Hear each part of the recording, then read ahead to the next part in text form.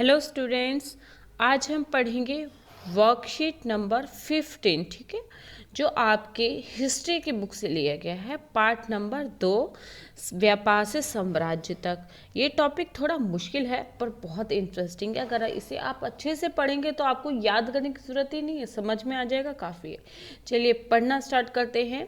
15वां worksheet है आपका, date है 16, कक्षा है 8। चलिए पढ़ना स्टार्ट करते हैं। नए शासन की स्थापना। आपको पता ही है, अंग्रेज जब आए तो अपना शासन स्थापित करने लगे, और वो कैसे हुआ। चलिए पढ़ना स्टार्ट करते हैं।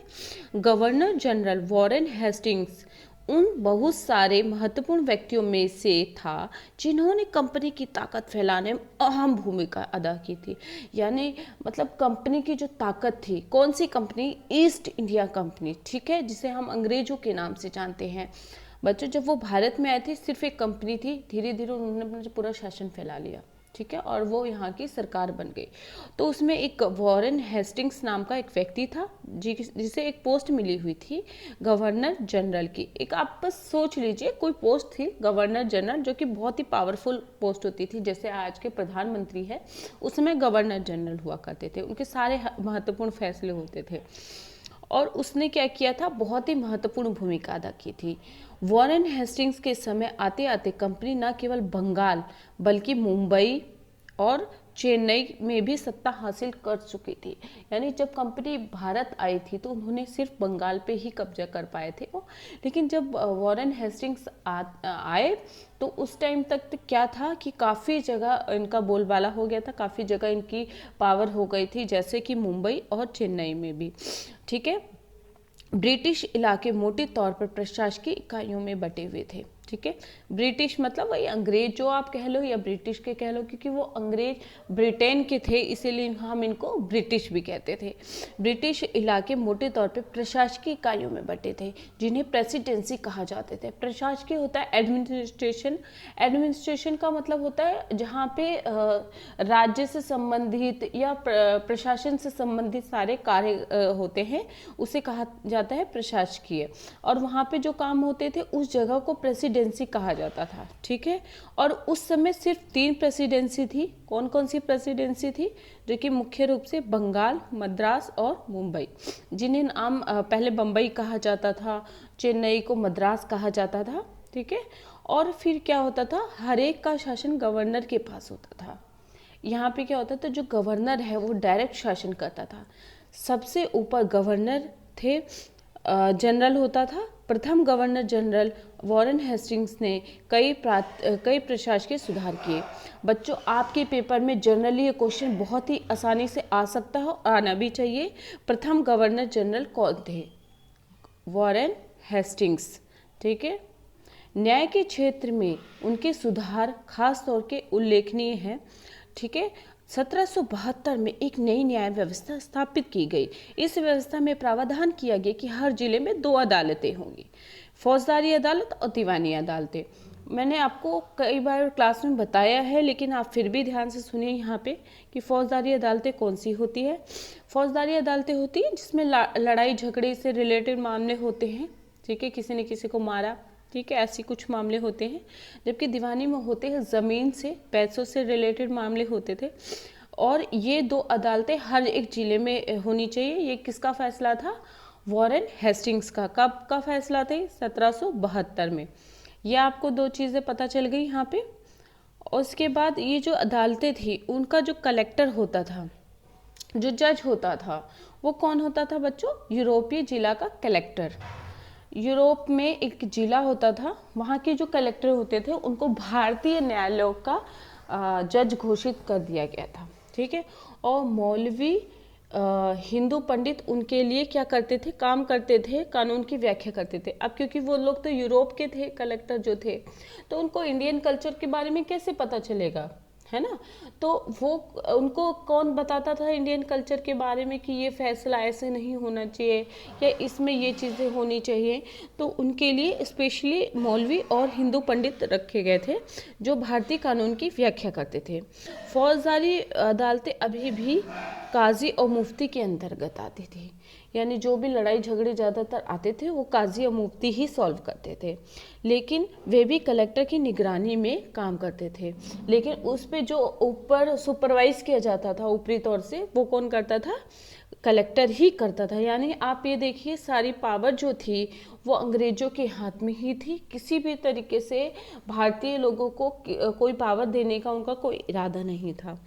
हिंदू कानूनों में समरूपता लाने के लिए 1775 में, ठीक है, हिंदुओं के लिए भी इन्होंने कुछ किया।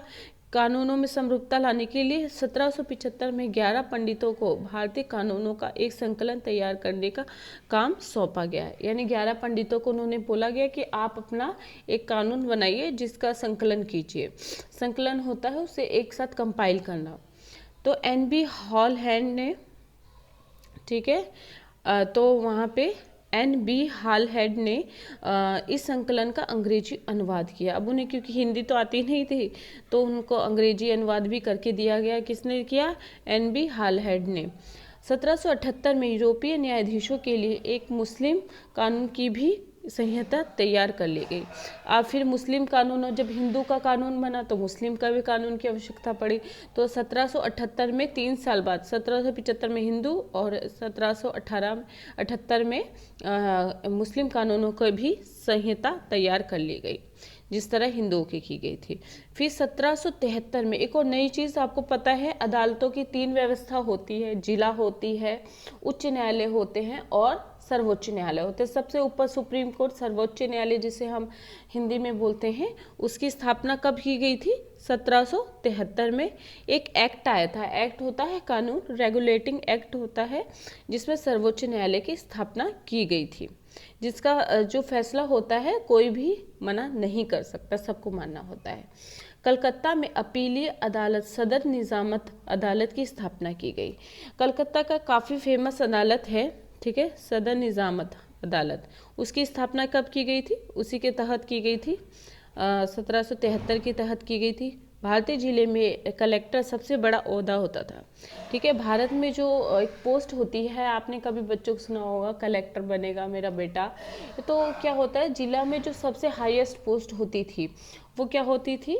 कलेक्टर की होती थी। और उसका क्या काम था वो एक प्रश्न उत्तर के रूप में भी आएगा, तो हम यहाँ पढ़ते हैं क्या काम था उनका। उनका काम था लगान वसूलना, कर इकट्ठा करना, न्यायाधीश, पुलिस अधिकारियों, दरोगा की सहायता से जिले में कानून व्यवस्था बनाए रखना। यानी आप सोच सकते हैं सभी तरीके की पावर थी। वो न्यायाधीश से लेके, ठीक है, और पुलिस अधिकारी से लेके दरोगा तक के लोगों को गाइड करता था और उसके हाथ में सारी पावर होती थी। आप सोच सकते हैं कितना पावरफुल मैन होता है ये कलेक्टर। उसका कार्य, जो उसका कार्यालय था कलेक्ट्रेट, सत्ता और संरक्षण का केंद्र बन गया था, जिसे पुराने सत्ता केंद्रों को हाशिए पर ढकेल दिया, ठीक है। अब क्या हो गया था, सारी जो पावर थी वो कलेक्टर के हाथ में चली गई थी। जिसने जितनी पुराने जो पावर थी, यानी जैसे राजा महाराजा थे, इन लोगों के हाथ में जो भी पावर थी वो सभी हाशिए पे चले गए, यानी उनका कोई वजूद ही नहीं रहा।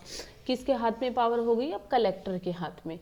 वो सारी न्याय व्यवस्था देखता था, न्यायाधीश हो गए, दरोगा हो गए, जितने भी लोग थे, जितने भी प्रकार के, वो सभी इसी के हाथ में रहते थे, काम करते थे। चलिए अब हम फौज के बारे में बात करते हैं। किसी भी देश की फौज बहुत ही मायने रखती है बच्चों, और उसी के आधार पे हम कह सकते हैं देश कैसा है। तो कंपनी की जो फौज थी वो कैसी थी, और जो हमारी भारतीय फौज थी वो कैसी थी। यहाँ पे अंतर भी आपको दोनों बता रखे हैं। कंपनी की फौज, अंग्रेज अपनी सेना को सिपॉय या सिपाही, जिसे हिंदी में कहा जाता है, आर्मी कहते थे। सिपॉय आर्मी, क्योंकि वो लोग सिपाही नहीं बोल पाते थे, क्योंकि उनकी टंग जो होती है वो इस तरह की होती है, उन्हें बोलने की आदत नहीं होती, वो इसलिए इसको सिपॉय प्रोनाउंस करते थे। और जहाँ मुगल फौज मुख्य रूप से घुड़सवार और पैदल सेना थी, उन्हें तीरंदाजी और तलवारबाजी का प्रशिक्षण दिया जाता था। ये आप इसमें पढ़ेंगे तो ज़्यादा अच्छे से क्लियर होगा, मैं फिर भी आपको एक बार बता देती हूँ। जो भारतीय मुगल फौज थी, ठीक है, घुड़सवार और पैदल सेना में होते थे, और जबकि फौज इन्हें तीरंदाजी और तलवारबाजी का प्रशिक्षण दिया जाता था। अपने पिक्चर वगैरह में देखा ही होगा, तलवारबाजी सिखाई जाती है। जबकि ब्रिटिश सेना जो होती थी उन्हें क्या कहा जाता था? मास्केट, ठीक है, मास्केट यानी तोड़ेदार बंदूक। और मैच लॉक लेकर वो माचिस से चिंगारी देने वाली बंदूक से लैस होते थे, यानी वो हमेशा उसे कैरी करे रहते थे और उन्हें सेना ही कहा जाता, सिपाही ही कहा जाता था। और वो मॉस्केट और मैच लॉक को हमेशा कैरी करते थे। दोनों के बीच में क्या अंतर है, चलिए फटाफट पढ़ लेते हैं। मुगल फौज और कंपनी की फौज मुख्य रूप से सवार, प्रशिक्षित घुड़सवार और पैदल सैनिक, यानी इनको प्रशिक्षण दिया जाता था घोड़े चलाने को, जबकि इनको कोई ट्रेनिंग नहीं दी जाती थी घोड़े वगैरह, ये पैदल ही रहते थे। और सवारों का दबदबा होता था, ठीक है, सवारों का दबदबा, पैदल सैनिक कम होते थे, यानी जो सबसे हेड होता था, वो जो घोड़े बैठा है वो हेड होता था, और पैदल सैनिक भी होते थे, वो उनको बताते कि तुम्हें कहाँ खड़ा होना है, ऐसा कुछ।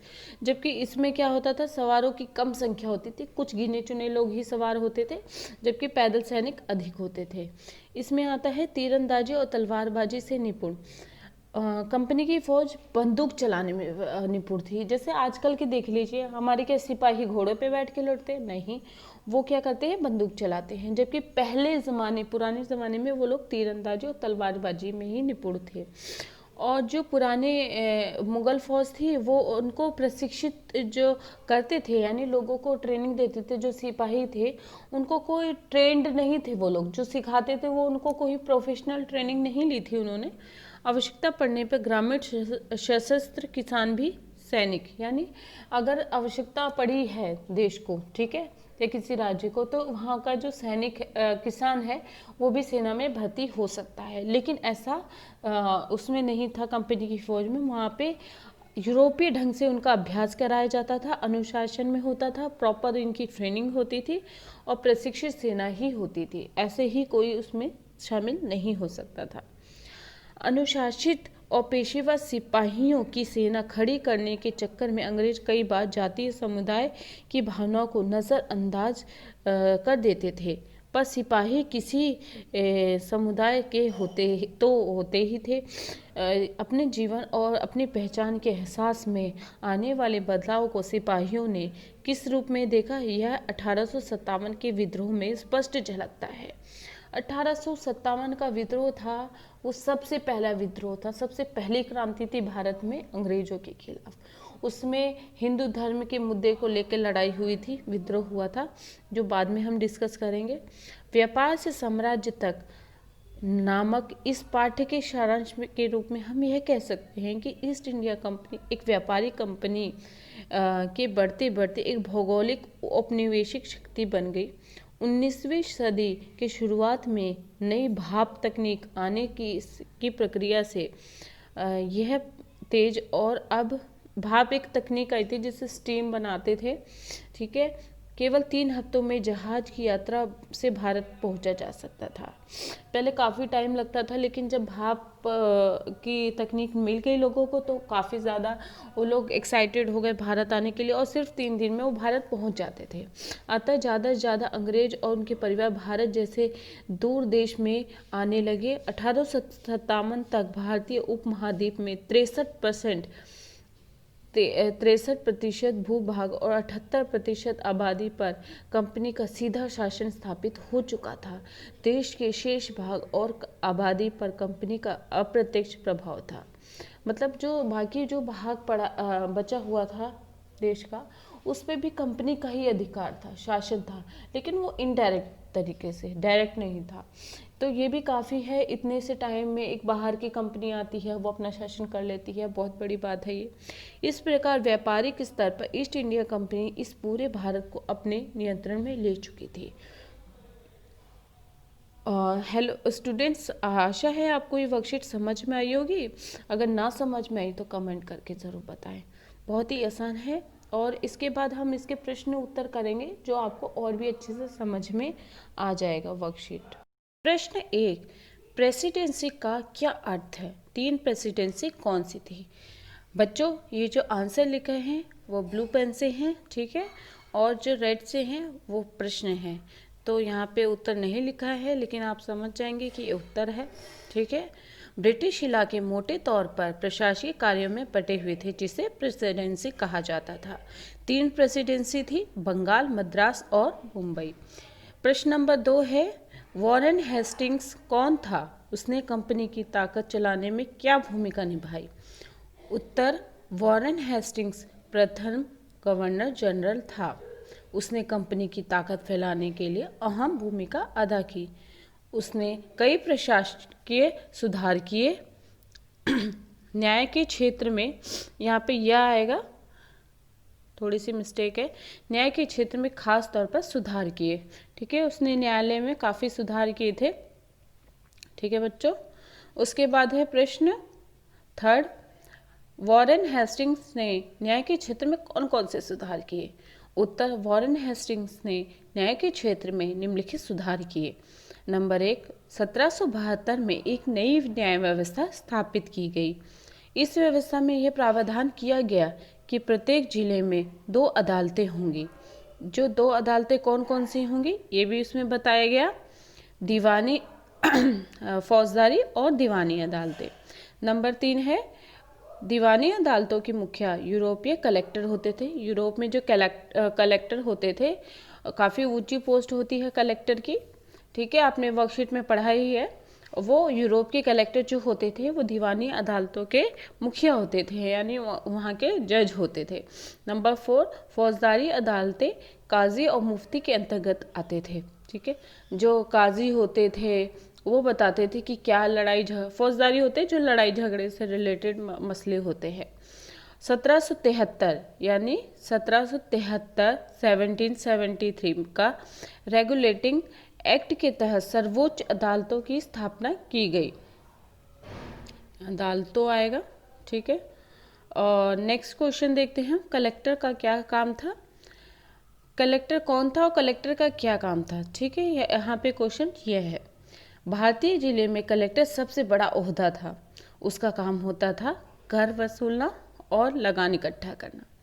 दरोगा व पुलिस अधिकारियों की सहायता से जिले में कानून व्यवस्था बनाए रखना। प्रश्न अगला है, मुगल फौज और कंपनी की फौज में कोई 2 अंतर लिखिए। बच्चों आप यहाँ पे साइड में इसका ऐसे लाइन खींच के यहाँ पे लिख सकते हैं, कंपनी की फौज। ठीक है, मैंने नीचे लिख दिया है, स्पेस की वजह से स्पेस प्रॉब्लम थी यहाँ पे, तो आप यहाँ लिख सकते हैं। पहला है, मुगल फौज प्रशिक्षित घुड़सवार और पैदल सैनिक पहला है, जबकि उनके जो सैनिक थे वो पैदल सैनिक होते थे। यहाँ घुड़सवार होते थे, यहाँ पैदल सैनिक अधिक होते थे। ठीक है, और इनके जो है तीरंदाजी और तलवारबाजी में निपुण थे, है ना, जबकि इनके बंदूक चलाने में प्रशिक्षित थे। इन सभी को बंदूक चलाने की ट्रेनिंग दी जाती थी।